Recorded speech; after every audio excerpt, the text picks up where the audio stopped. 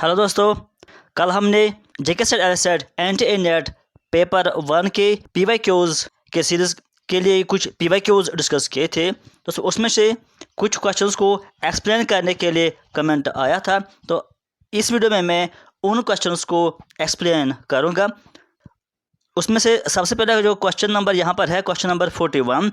यहाँ पर क्वेश्चन कहता है अली बाइज ए गिलास, ए pencil box and A cap. ये क्वेश्चन आप यहाँ पर रीड कर सकते हो। तो इसका आंसर मैंने कल आपको बता दिया था कि इसका आंसर डी पार्ट है, तो हम इसको अभी यहाँ पर सॉल्व कर देंगे। तो दोस्तों यहाँ पर आप देख लीजिए कि जो अली है वो बाय करता है एक गिलास, एक पेंसिल बॉक्स और एक कप।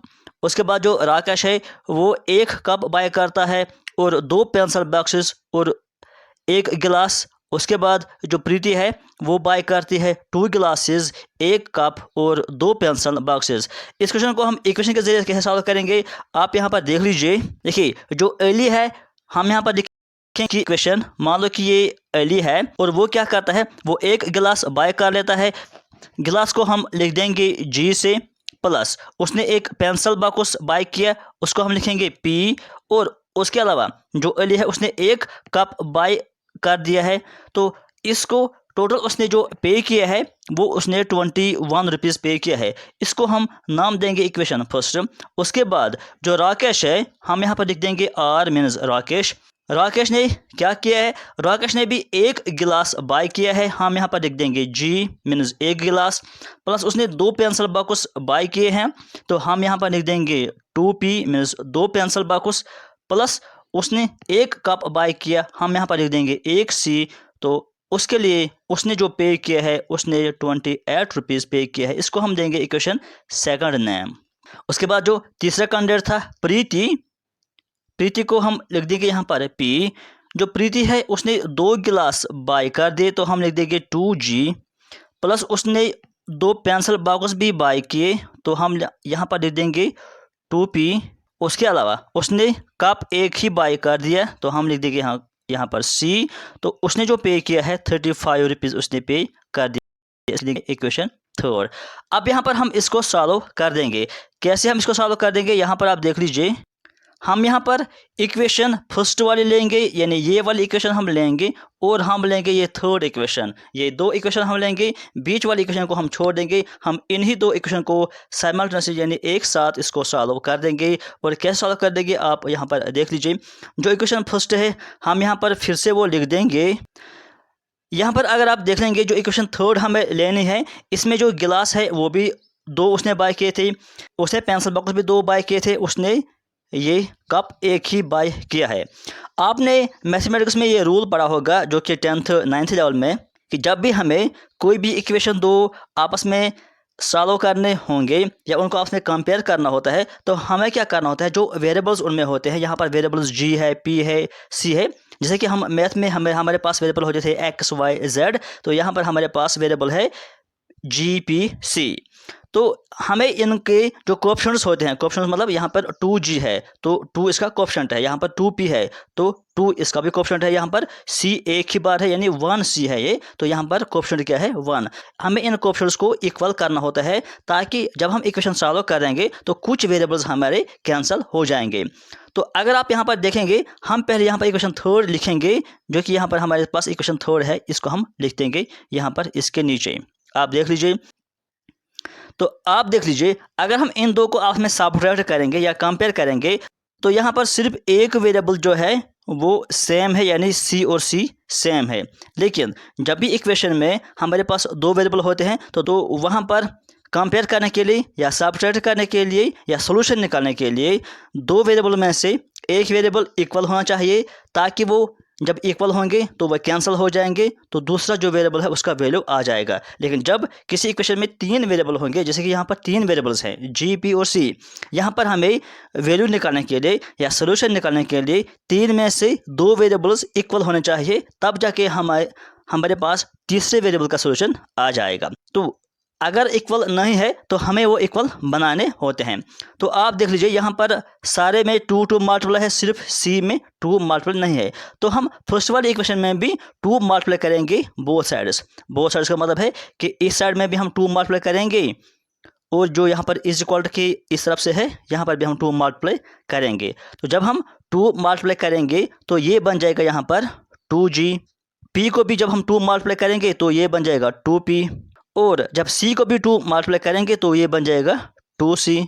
और जब इस 21 को भी 2 मल्टीप्लाई करेंगे तो ये अब 21 नहीं रहेगा, ये रहेगा 42। तो अब हम इसको सब्ट्रैक्ट करेंगे। तो जब हम सब्ट्रैक्ट करते हैं 2g में से 2g कम हो जाएंगे तो ये कैंसिल हो जाएगा, यानी वहाँ पर 0 रह जाएगा। 2p में से 2p कैंसिल करेंगे तो 2p 2p कैंसिल, यानी 0 यहाँ पर रहेगा। अब यहाँ पर 2c में से 1c हम कम करेंगे तो यहाँ पर 1c रहेगा इज इक्वल टू। अब 42 में से 35 हमको सब्ट्रैक्ट करने हैं यानी कम करने हैं, तो यहाँ पर क्या रहेगा, 7 रहेगा। तो c का मतलब है यानी कप, इसका कॉस्ट क्या आ गया हमारे पास 7। क्वेश्चन हमें कहता है कि आप बता दीजिए कि 10 c का कॉस्ट कितना आ जाएगा, यानी 10 में मल्टीप्लाई करना है। अगर 1c 7 के बराबर है तो 10 किसके बराबर आ जाएंगे कि 7 को आप मल्टीप्लाई करेंगे 10, वो बन जाएगा 70। तो ये इसका आंसर हो जाएगा। देख लीजिए ऑप्शन में 70 यहाँ पर है। अगर किसी को कन्फ्यूजन है किसी भी स्टेप में तो आप मुझे बता दीजिए, तो मैं आपको वो भी क्लियर कर दूंगा। उसके बाद एक और क्वेश्चन है, अब हम उस पर भी चलेंगे। ये देख लीजिए क्वेश्चन नंबर 45। यहाँ पर क्या ये सीरीज़ थी और लास्ट में क्या आएगा इसके बारे में हमसे पूछा गया था। दोस्तों यहाँ पर देखिए कि कैसे हम इस क्वेश्चन को सॉल्व करेंगे। पहला जो नंबर है इसका y, यहाँ पर w है पहला, यहाँ पर u है, इसको हम पहले छोड़ देंगे। हम बीच वाला नंबर लेंगे, यानी इसको बीच में जो e है और इसका जो बीच में f है। अगर आप देखेंगे e के बाद f आता है, यानी e को जब हम 1 इंक्रीज करेंगे तो f बन जाएगा।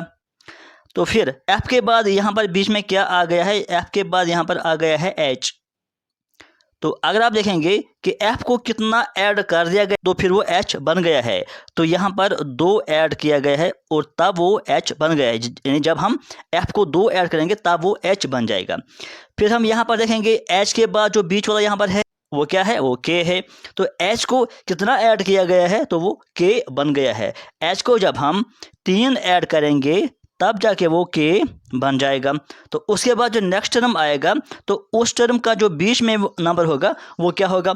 आप यहाँ पर पैटर्न देख लीजिए, पहले हमने 1 ऐड कर दिया, फिर 2 ऐड कर दिया, फिर 3, अब हमें 4 ऐड करना है। तो इसके बीच में जो है यानी k जो है उसको हमें 4 ऐड करना है। तो वहाँ पर जो नंबर आएगा वो बीच में होगा उस नंबर को जो यहाँ पर आने वाला है। तो कर दीजिए k को 4 ऐड, तो वो क्या बन जाएगा, वो o बन जाएगा। तो मतलब उसका जो नंबर है उसका सेंटर में जो आएगा वो o हो जाएगा। उसके बाद हम देखते हैं लास्ट वाले नंबर को। अब यहाँ पर जो लास्ट वाला नंबर है वो b है और यहाँ पर जो लास्ट है वो d है। यहाँ पर देख लीजिए b को कितना ऐड कर दिया गया है तो वो d बन गया है। b को जब आप ऐड करेंगे 2 तब जाके वो d बन जाएगा। अब यहाँ पर जो लास्ट है g, यानी d के बाद g आ गया है, d को कितना ऐड किया गया है तो वो g बन गया। d को जब आप 3 ऐड करेंगे तब वो g बन गया। अब यहाँ पर भी देखो लास्ट वर्ड क्या है, यहाँ पर g के बाद i आया है लास्ट में, तो g को कितना ऐड किया गया है तो वो i बन जाएगा। यहाँ पर फिर से आपको 2 ही ऐड कर देना है तब जाके वो i बन जाएगा। अब यहाँ पर जो नेक्स्ट वर्ड आने वाला है लास्ट का वर्ड उसका क्या होगा, यानी अब हम i को कितना ऐड करेंगे तब जाके वो इसका लास्ट वर्ड बन जाएगा। तो आपको ये पैटर्न देखना है, पहले हमने 2 ऐड कर दिया, फिर 3, फिर 2, अब फिर से 3 ऐड करना होगा तब जाके ये सीरीज़ मैच हो जाएगी। तो आप देख लीजिए कि i को जब हम 3 ऐड कर देंगे तो वहाँ पर क्या आ जाएगा, तो यहाँ पर l आ जाएगा। अब हम पहले ये 2 वर्ड्स देखेंगे ऑप्शन में कहाँ पर मैच होते हैं। अगर हमें इसी से आंसर मिलता है तो हम ये पहला वाला वर्ड नहीं देखेंगे, लेकिन अगर हमें इतने में से आंसर नहीं मिला तो हमको ये पहला वाला वर्ड भी निकालना होगा। तो पहले देखिए कि बीच में किस में o और लास्ट में l है, यानी OL किसको आता है, यहाँ तो नहीं आता है, यहाँ पे आता है, यहाँ नहीं, यहाँ नहीं। तो एक ही ऑप्शन है जो B है, यानी उसका क्या है वो, यानी QOL एक ही ऑप्शन जो मैच होता है। अब अगर आप इस वाले वर्ड को भी निकालना चाहते हो कि पहले वाले जगह पर कौन सा वर्ड आ जाएगा, वो भी सिंपल है। लेकिन मैं आपको इसलिए ये पूरा नहीं दिखा रहा हूँ ताकि जो एग्ज़ाम में पेपर इस तरह से आएगा तो वहाँ पर भी आपको ऐसा ही सॉल्व कर देना है, यानी कुछ ही वर्ड्स आपको निकालने हैं। अगर आपको आधा ही क्वेश्चन आपने सॉल्व कर दिया और आपका आंसर निकल आता है तो आपको वही आधा क्वेश्चन करना है, आपको टाइम वेस्ट नहीं करना है। तो यहाँ पर फिर भी मैं आपको बताऊँ कि कैसे आप ये पहला वाला नंबर निकालेंगे। तो आप देख लीजिए, y के बाद पहला जो यहाँ पर है, यहाँ पर w है, यानी y के बाद w नहीं आता है, y से पहले w आता है, यानी यहाँ पर आपको कम करना है। आप देखिए कि y को कितना कम किया है तो w आ गया है। उसके बाद जो w के बाद यहाँ पर पहला आ गया है u, तो w को कितना कम किया गया है तो u आ गया है, और u को कितना कम किया गया है तो s आ गया है। और यही पैटर्न जब आपको यहाँ पर मिल जाएगा तो वही पैटर्न आपको देखना है। तो फिर s को कितना हम कम करेंगे तो यहाँ पर आ जाएगा, तब वो q आ जाएगा आपको। अगर आपको ये भी सॉल्व नहीं करना आया कि पहले जगह पर क्यों कैसे आएगा तो फिर आप कमेंट फिर से कर सकते हो, तो मैं आपको वो भी निकाल के दिखाऊंगा। उसके बाद एक और क्वेश्चन है जो कि क्वेश्चन नंबर 48 है, उस पर भी हम चलेंगे। ये देख लीजिए क्वेश्चन नंबर 48। तो ये जो क्वेश्चन है ये मैंने कल भी आपको बताया कि ये आपको सॉल्व कर देना है स्क्वायर ऑफ अपोजिशन से। तो स्क्वायर ऑफ अपोजिशन पर मैंने बहुत से वीडियोज़ ऑलरेडी अपलोड किए हैं, वो आपको प्ले लिस्ट में मिल जाएंगे। आप प्ले लिस्ट में जाइए, वहाँ पर आपको ये सारे वीडियोस मिल जाएंगे। तो यहाँ पर हम इसको भी सॉल्व कर देते हैं। यहाँ पर हमारे पास स्टेटमेंट क्या है, none but the brave wins the race. पहले आपको ये समझना है कि ये कौन सा टाइप का स्टेटमेंट है। यहाँ पर हम बना लेंगे इसको स्क्वायर ऑफ अपोजिशन। पहले होता है ए, ये होता है ई टाइप, और ये होता है ओ टाइप, और ये होता है आई टाइप वाला स्टेटमेंट। यहाँ पर ए का मतलब है कि ऑल ए आर बी, ई का मतलब है नो ए आर बी, और ओ का मतलब है सम ए आर नॉट बी, और आई का मतलब है सम ए आर बी। तो अब हम इस सेंटेंस को समझेंगे कि इसका मतलब एक्चुअली क्या है। ये जो यहाँ पर सेंटेंस दिया गया है none but the brave wins the race, इसका मतलब है एक्चुअली कि all brave wins the race, या हम कहेंगे कि all winners are the brave. All winners are brave, हम ऐसा लिखेंगे कि ऐसा स्टेटमेंट है, यानी ये ए वाला स्टेटमेंट है। उसके बाद क्वेश्चन कहता है कि अगर ये फॉल्स है, मैंने आपको स्क्वायर ऑफ अपोजिशन में ये पढ़ा दिया है कि अगर ये ए वाला स्टेटमेंट जहाँ पर ऑल आता है, कि जहाँ पर ये स्टेटमेंट और कहा जाए कि ये फॉल्स है, तो हमसे पूछा जाए कि अब कौन सा वाला स्टेटमेंट ट्रू होगा। तो ट्रू कौन होगा, उसको हम कहते हैं कॉन्ट्राडिक्टरी, यानी ओ वाला ट्रू है। अगर ए वाला फॉल्स है तो डेफिनेटली जो ट्रू होगा वो ओ वाला स्टेटमेंट होगा। अब ओ वाला स्टेटमेंट क्या होगा, ए वाले स्टेटमेंट को हम कहते हैं ऑल ए आर बी। जो यहाँ पर स्टेटमेंट बनेगा ऑल विनर्स आर ब्रेव, या all brave wins the race, वो सेम बात हो गई है। तो ओ में क्या कहते हैं, ओ में कहा जाता है कि some A are not B. Some A are not B, उसको हम कहते हैं ओ वाला statement. Some A are not B अगर हम यहाँ पर इस सेंटेंस को बना देंगे तो ये क्या बन जाएगा, पहला जो था वो था ऑल विनर्स आर ब्रेव। इसका जो ओ वाला स्टेटमेंट है वो क्या बन जाएगा, वो बन जाएगा सम विनर्स आर नॉट ब्रेव। तो सम विनर्स आर नॉट ब्रेव वो ओ में आ जाएगा।